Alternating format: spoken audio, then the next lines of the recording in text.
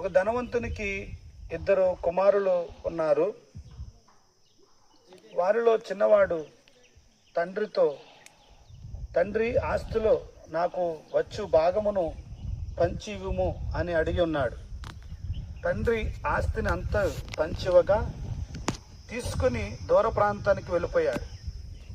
ఆస్తి అంతటినీ అతట పలు దుర్వ్యాపారముల చేత పాడు చేశాడు. పిమ్మట ఆ దేశమందు కరువు రాగా అతడు ఎంతో ఇబ్బంది పడి ఉన్నాడు. ఎవరునూ ఏమీ సాయం చేయలేదు. చివరికి ఒకని వద్ద కూలివానిగా పందులను మేపుట కొరకు చేరి ఉన్నాడు. అక్కడ ఉండగా ఆకలితో అలమటిస్తూ ఇలాగున తలంచుకున్నాడు, నా తండ్రి ఇంటి వద్ద కూలివారికి సైతము సమృద్ధి అయిన ఆహారము దొరుకుచున్నది, నేనైతే ఇక్కడ ఆకలితో చచ్చిపోచున్నాను. లేచి నా తండ్రి ఇంటికి వెళ్తాను, తండ్రిని క్షమాపణ అడుగుతానని నిర్ణయించుకున్నాడు. తండ్రి ఇంటికి వెళ్ళి ఉన్నాడు. తండ్రి ఇంటికి అల్లంత దూరంలో ఉండగానే కుమారుడిని చూసి తండ్రి పరుగు పరుగున ఎదురు వెళ్ళి మెడ మీద పడి ముద్దు పెట్టుకుని కుమారుడిని గురించి కన్నీరు విడిచాడు. కుమారుడు పాడైపోయినటువంటి దుస్థితిని, పాడైపోయినటువంటి అతని యొక్క బట్టలను, మాసినటువంటి అతని దేహమును, దీనమైన స్థితిలో ఉన్నటువంటి అతని పరిస్థితిని చూచి తండ్రి ఎంతో కన్నీరును విడిచాడు.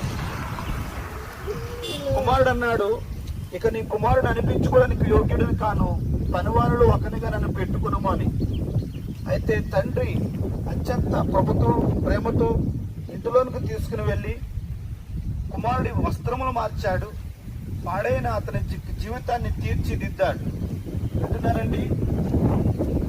దేవుని యొక్క మాటలు మనకు సాక్ష్యం ఇస్తున్నాయి. దేవుడు అతన్ని తీర్చిదిద్దేటువంటి విధానం మనకి అర్థమవుతున్నది. ఆ కుమారుడిని ఇంటిలోనికి చేర్చుకొని పాడైనటువంటి స్థితిని తీర్చిదిద్దే ఉన్నాడండి. ఈ రోజున దేవుని మాటలు అంటున్నట్టు వాళ్ళారా, ఆ తండ్రి దేవునికి గుర్తుగా ఉన్నాడు. భవిష్యత్తును పాడు చేసుకునేటువంటి వ్యక్తి సమస్త మానవులకు గుర్తుగా కనపడుతున్నాడు. సమస్త మానవులందరూ దేవుడు వారికి అనుగ్రహించి మహిమను పొందుకోలేక నానా విధమైనటువంటి లోకం మీద ప్రేమతో, జీవితంలో నానా విధమైనటువంటి కోరికలతో నశించిపోతున్నటువంటి వారిగా ఉన్నారు. ఇట్లాంటి పరిస్థితుల్లో మానవులు నశించిపోతుంటే దేవుడు వారిని రక్షించి తన ఇంటిలోనికి అనగా పరలోకంలోనికి